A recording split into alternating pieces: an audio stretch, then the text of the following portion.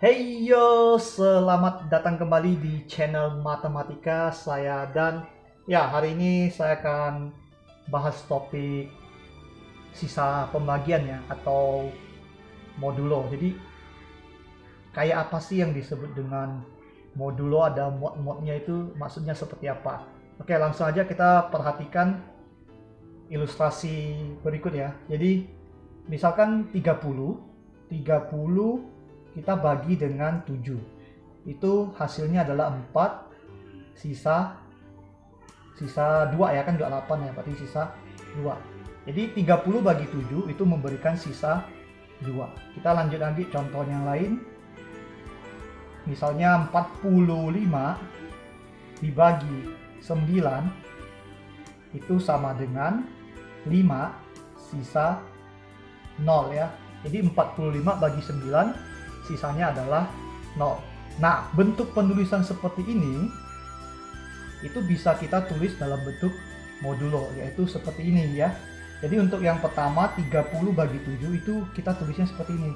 30 lalu ada garis 3 lalu sisanya 2 lalu kasih kurung mod 7. Kalau kita baca adalah 30 kongruen 2 mod 7, atau bahasa gampangnya tuh 30 jika dibagi 7 sisanya 2. Nah, kalau ini artinya kongruen, jadi ini dibaca kongruen ya. 30 kongruen 2 mod 7. Nah, kalau untuk yang 45 bagi 9 sama dengan 5 sisa 0, ya kalau ditulis adalah seperti ini. 45 kongruen 0 mod 9. Ya, seperti ini ya. Oke, kita kasih batas dulu. Oke, kita akan coba cek apa sih arti dari kongruen ini ya, atau modulo ini ya. Secara umum, saya bisa tuliskan A itu kongruen, B kita modkan dengan suatu bilangan, kita sebut dengan N ya, mod N. N itu harus lebih besar dari 1 ya, tidak boleh 1, kalau 1 ya selesai ya. A dan B itu bilangan bulat ya, integer. Oke, jadi A kongruen B mod N itu artinya apa? Artinya yang pertama, kita bisa artikan yang pertama adalah A dan B ya, akan memberikan hasil yang sama. Akan memberikan hasil, bukan hasil, salah ya. Akan memberikan sisa yang sama. Yang sama jika dibagi N. Jadi kalau A dibagi N, sisanya akan sama dengan B dibagi N. Jadi itu dibaca A kongruen dengan B. Jadi contohnya, misalkan contohnya ya, kita nggak cukup nih ya tempatnya ya. Nggak apa, contohnya di sini. Bisa contohnya kayak gini. Oke, saya ada 42 itu kongruen dengan, ini misalnya saya bagi ya sama 2 lah ya. Sama 2 kita mod 10. Jadi ini sama 42, ini kongruen 3 garis ya, kongruen 2 mod 10. 42 kalau kita bagi 10, ini sisanya 2. 2 kalau bagi 10 ya 2, jadi mereka tuh sama.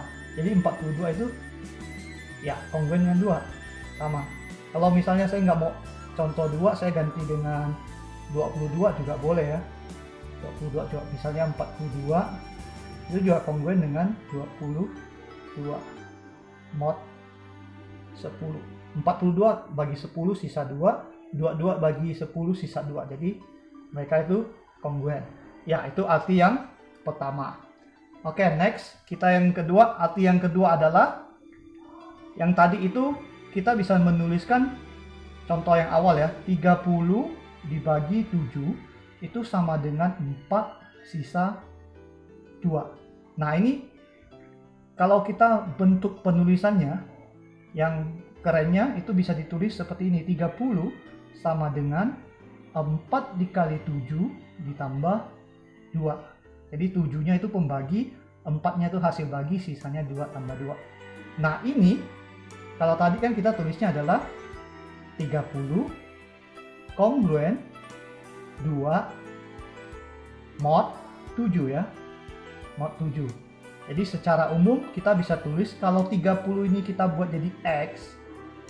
Jadi X, tadi saya bukan X ya, tadi A ya. Berarti A itu sama dengan, karena kan kita kalikan dengan suatu bilangan hasil bagi yang tidak tahu, kita misalkan aja K ya. Jadi K dikalikan N ya, itu akan sama dengan ditambah, bukan sama dengan, tapi ditambah dengan B ya. Ya ini sama. Arti kedua ya, arti dari A kongruen dengan B mod N ya. Itu artinya yang ada seperti ini.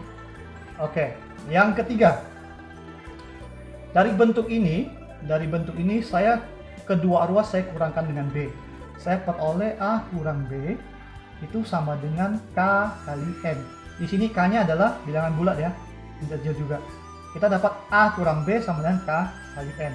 Artinya apa? Jadi artinya adalah A kurang B itu merupakan kelipatan dari N. Ya. Dan terakhir kita bisa tuliskan lagi untuk model ini, kita bisa tuliskan N itu membagi habis A kurang B. Ini membagi habis ya. Membagi habis atau habis membagi ya. Membagi habis aja deh ya. Oke, membagi habis. Oke, jadi kira-kira begini untuk pengenalan tentang sisa pembagian atau modulo ya, dan arti maksud daripada kongruen itu sendiri. Sampai jumpa lagi di video selanjutnya. Bye bye.